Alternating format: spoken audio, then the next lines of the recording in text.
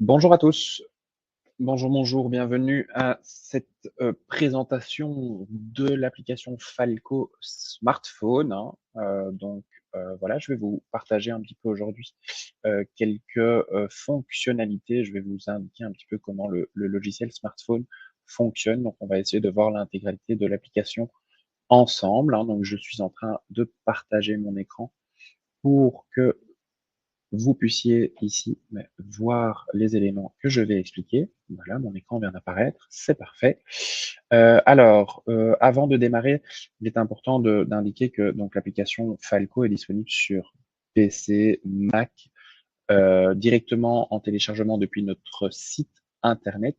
Il est bien évidemment important de d'abord télécharger l'application sur un ordinateur afin de paramétrer certains éléments sur l'ordinateur, comme la partie PayPal, hein. Vous le voyez ici au milieu de l'écran.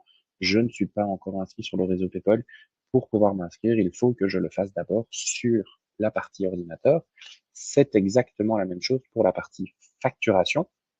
Nous vous demandons d'abord de paramétrer votre facturation sur la partie ordinateur. Donc, c'est d'abord important de télécharger cet élément-là et de faire le nécessaire sur l'ordinateur avant de passer sur le smartphone. Alors, pour télécharger l'application sur le smartphone, il vous suffit d'aller sur l'Apple Store ou sur le Google Play Store, puisque Falco est disponible sur Android et sur iPhone. Alors, on va démarrer un petit peu ici, d'abord avec, vous le voyez ici, hein, j'essaie de le montrer à l'écran avec ma souris. La souris n'apparaît pas, mais c'est pas très grave. Donc, vous voyez en bas à gauche de l'écran, je retrouve ici l'accueil donc de l'application smartphone, hein. Je viens donc montrer les différents éléments qui sont ici au centre. Alors, on va d'abord démarrer sur le haut de l'écran où vous retrouvez donc le nom du dossier comptable dans lequel vous êtes en train de travailler. Si ce dossier n'est pas celui que vous souhaitez afficher, vous pouvez changer de dossier comptable directement en cliquant en bas à droite sur la partie menu. Et ensuite, ici en plein centre, vous avez vos organisations. Vous pouvez sélectionner l'organisation de votre choix. Ensuite, on retourne sur la partie accueil. Alors, toujours sur le haut de l'écran, vous retrouvez deux pictogrammes en haut à droite dans la partie bleue. Ces pictogrammes vous proposent d'abord sur le premier, donc celui de gauche, hein, vous permet ici d'afficher les différents graphiques et données de votre dossier comptable. C'est un petit peu l'équivalent de la partie dashboard sur l'application PC. Donc, vous allez voir vos différents graphiques qui sont ici au-dessus, hein. Vous voyez, il suffit que je balaye en fait l'écran avec mon doigt pour changer et pour visualiser un autre graphique. Vous pouvez bien évidemment sur le haut de ces graphiques changer ici la périodicité et vous pouvez cliquer sur un bâtonnet pour voir plus spécifiquement le montant de ce bâtonnet et également de voir le détail en cliquant sur la partie détail. Alors, lorsque vous visualisez les détails, ben, on va bien évidemment vous indiquer tout ce qui concerne la période ici sur laquelle vous avez cliqué. Vous pouvez bien évidemment revoir les différents éléments puisque vous voyez à chaque fois un petit œil, hein, par document. Donc ici, le document qui est au milieu de l'écran, si j'appuie sur l'œil, je vais retrouver la facture directement ici. Si j'ai envie de retélécharger ces factures-là sur mon téléphone, hein, ou n'importe quel type de document que je visualise sur le smartphone, vous retrouvez en haut à droite de l'écran la possibilité de retélécharger le document et donc de le repartager sur votre smartphone directement. Alors pour sortir du document, soit de vous balayer vers le bas, soit vous allez en haut à gauche, cliquer sur la petite croix pour fermer l'élément. Alors lorsque vous allez cliquer sur un bâtonnet, vous allez pouvoir changer la périodicité directement en cliquant sur le haut de l'écran. Donc si je clique sur septembre 2025, je vais pouvoir changer la période directement ici en balayant de nouveau le bas de l'écran et en cliquant sur appliquer.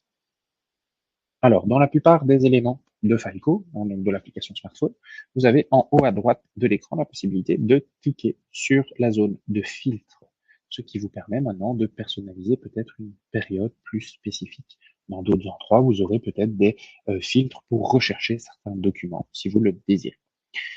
Alors, je vais revenir ici sur mes différents graphiques, hein, donc je le répète, vous pouvez balayer, hein, ici l'écran pour changer de graphique et vous pouvez cliquer sur les différents bâtonnets du graphique pour aller voir le détail de ce bâtonnet.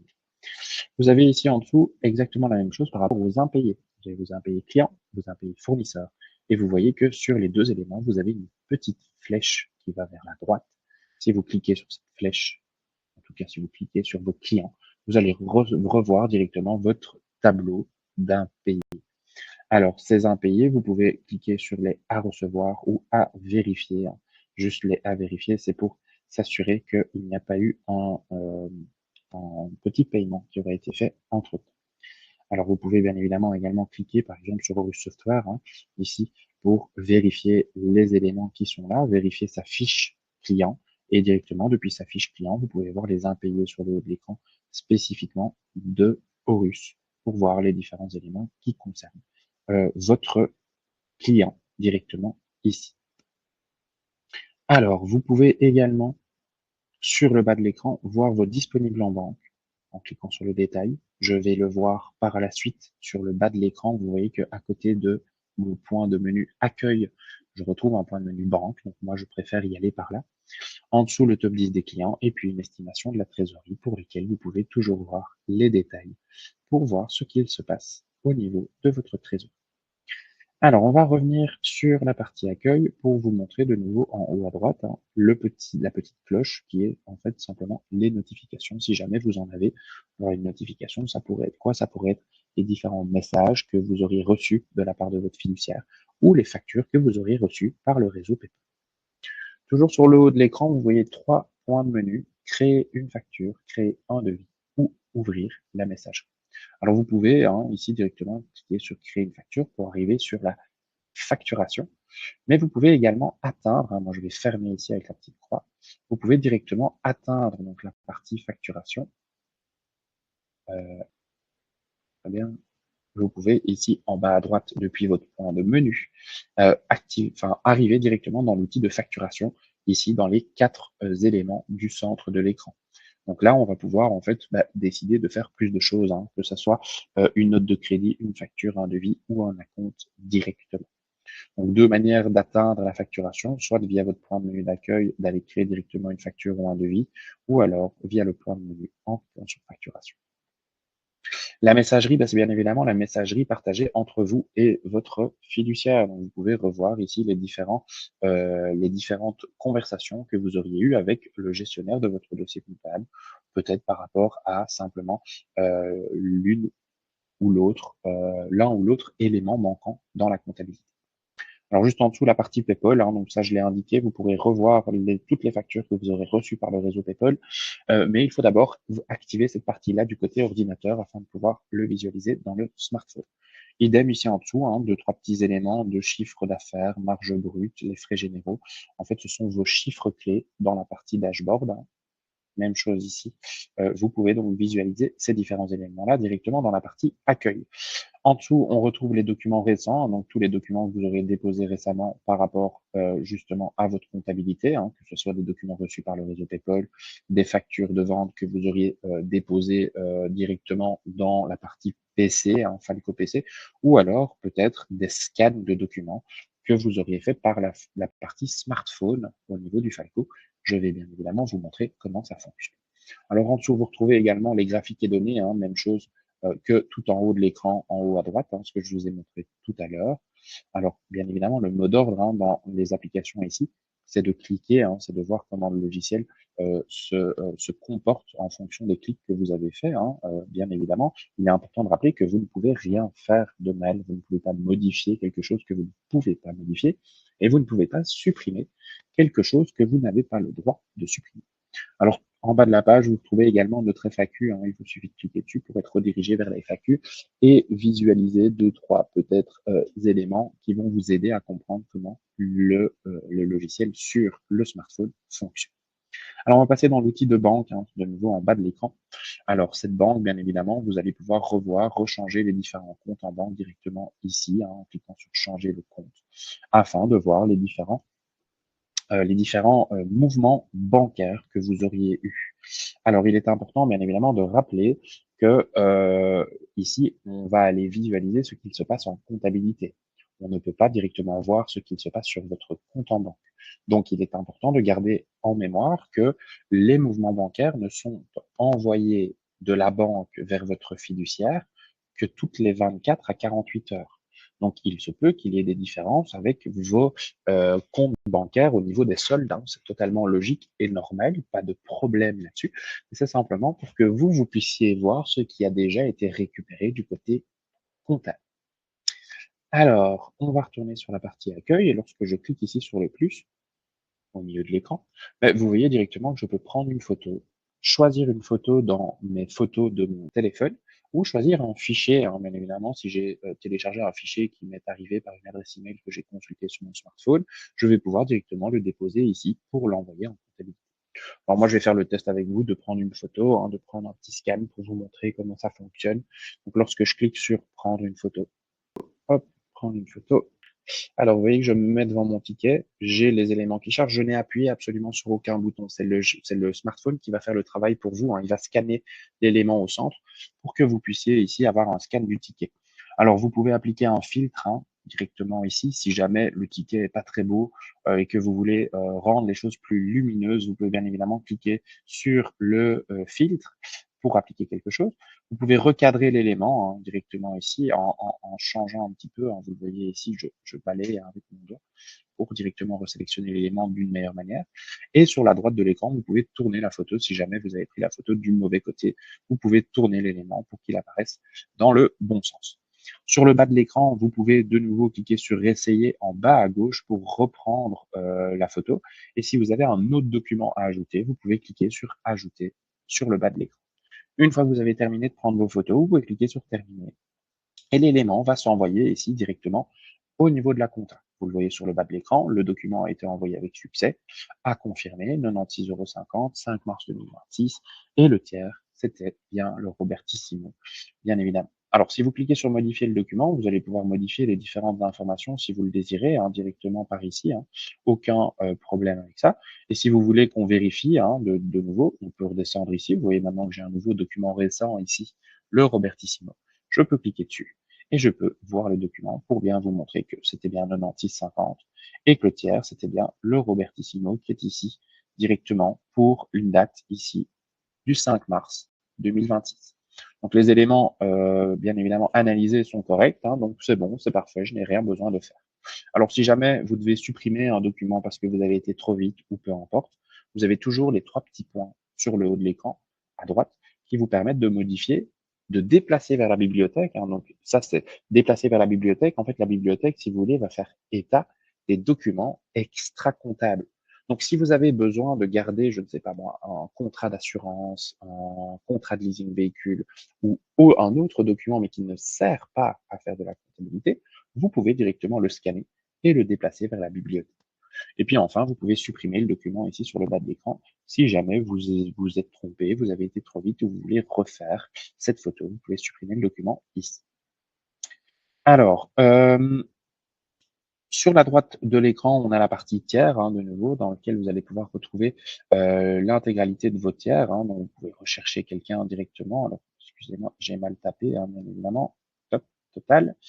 Ici, si je clique sur le nom de mon tiers, je vais pouvoir rentrer donc, directement sur sa fiche, qui va me permettre de voir les impayés, hein, sur le haut de l'écran, l'historique de ce tiers-là.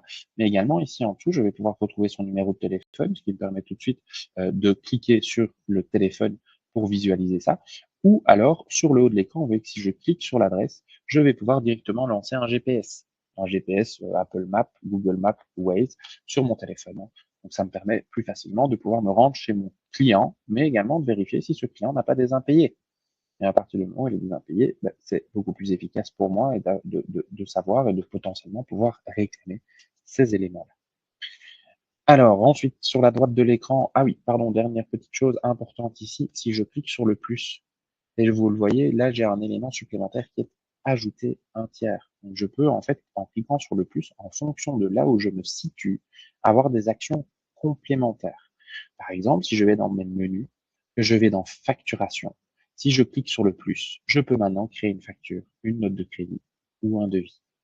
Alors, si je veux reprendre un devis ou une facture existante pour la réenvoyer, je peux cliquer ici sur l'élément, venir en haut à droite, cliquer sur mes trois petits points pour dupliquer le document. Lorsque je clique sur dupliquer, je vais directement arriver sur la page de modification du devis.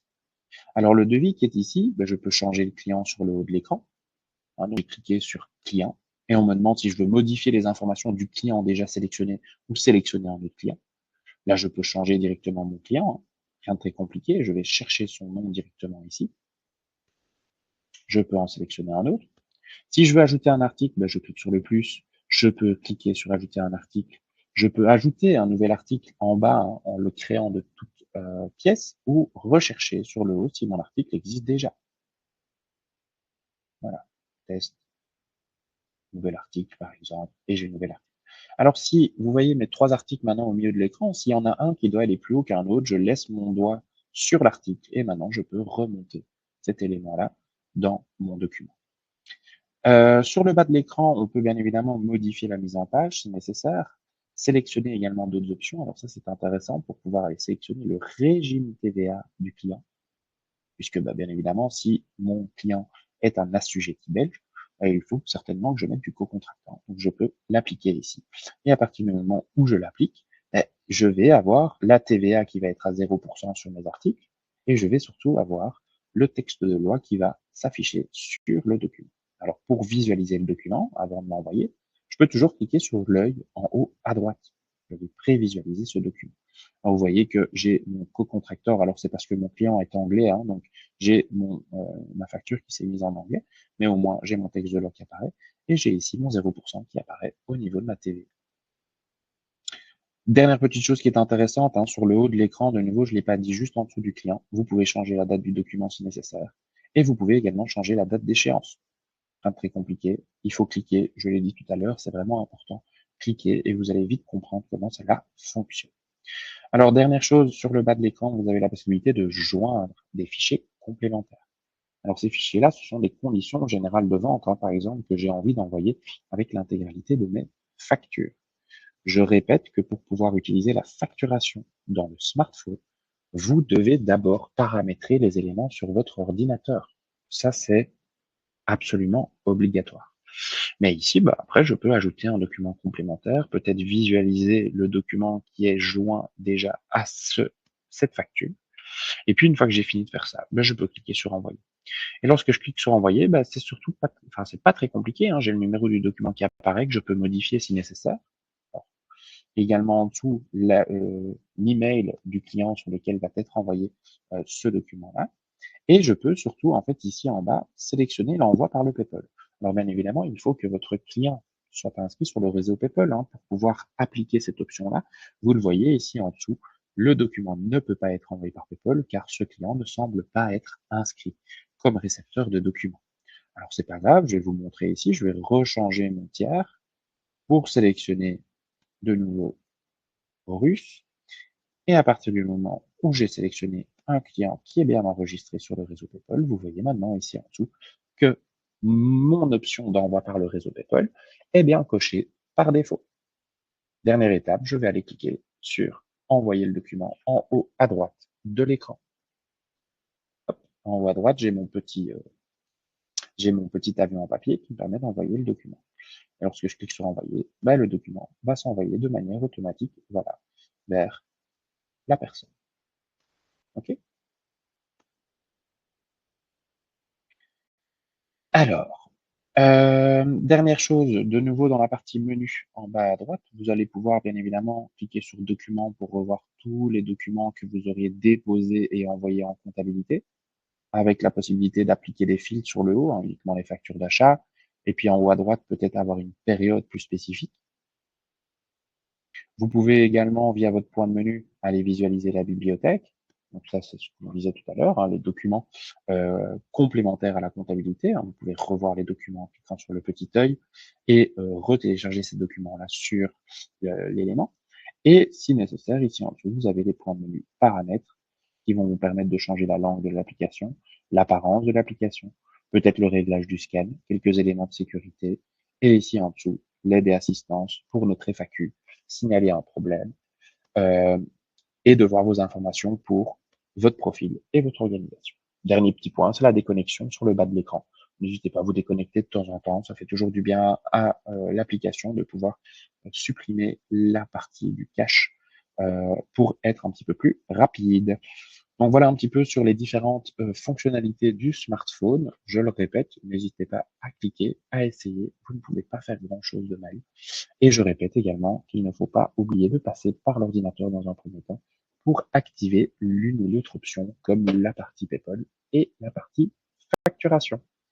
Donc voilà, je vous remercie pour votre attention. J'espère que ce webinaire, enfin que cette présentation vous aura été utile. Si vous avez maintenant une question, n'hésitez pas à nous contacter directement, soit par téléphone, soit par mail directement. Voilà, je vous souhaite une bonne journée et